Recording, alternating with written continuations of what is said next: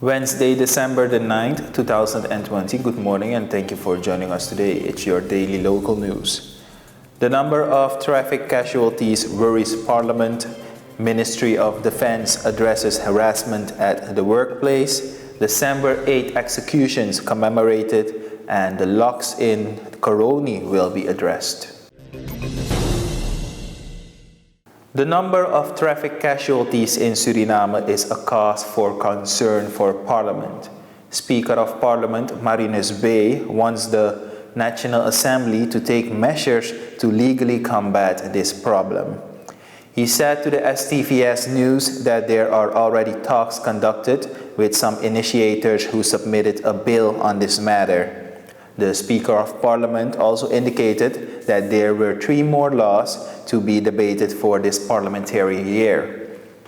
One of the laws that will be discussed is the law on the Solidarity Levy.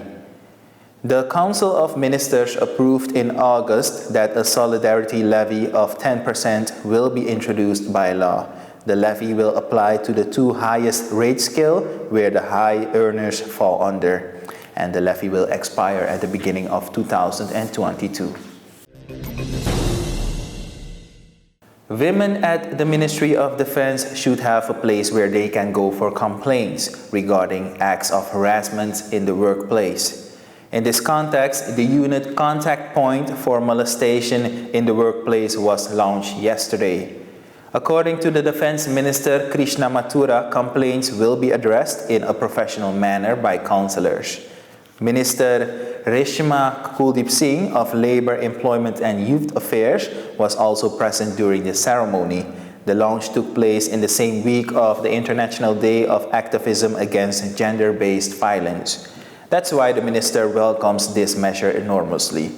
Minister Kuldeep Singh further explains that a bill is ready to be submitted to the National Assembly. The Defense Minister Krishna Mathura explains that sanctions will follow if it appears that the plaintiffs are correct. The seriousness of this will be determined through an intake interview with one of the counselors. It remains important that the accusers will have to be protected in all aspects. The unit contact point for molestation in the workplace came into effect as of yesterday. The amended 2012 amnesty law must be repealed. Sunil Umrao Singh, chairman of the foundation, December 8, 1982, made this request yesterday to the government at the 38th commemoration of the December 8 executions in Fort Zeelandia. According to Umrao Singh, this law is contrary to the path to justice for the 15 victims who sacrificed their lives helpless for democracy. Yesterday, the annual floral tribute and the wreath laying took place at the monument at Bastion Vere. President Chandrika Persat Santokhi, on behalf of the government of the Republic of Suriname, was the first to lay wreath. In response to the request of the chairman of the foundation to repeal the amended amnesty law, the head of state referred to the legislative power that has this authority.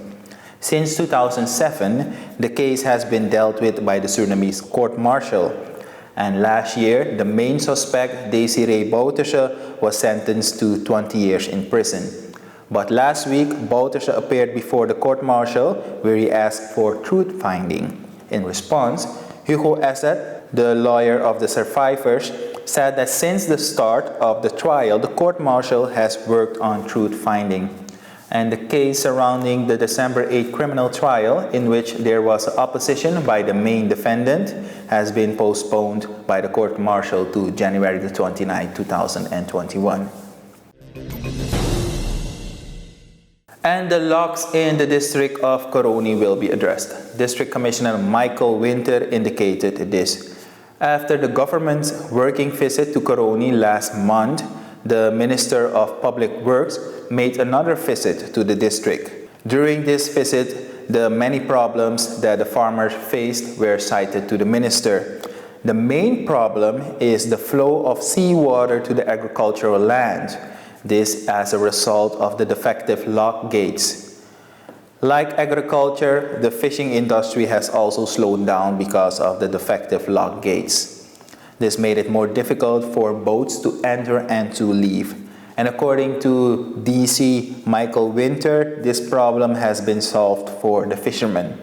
Minister Pralat Silding of Agriculture, Livestock and Fisheries would like to see that the agricultural sector is revived again in the district. He indicated this during the government's working visit on October the 4th. Worldwide, there are many options of which farming in the district can profile, especially in coconut cultivation. Meanwhile, District Commissioner Michael Winter continues to work for the welfare of the whole district. That is it for the local news for today. Head back tomorrow for a new edition. Until then, bye-bye.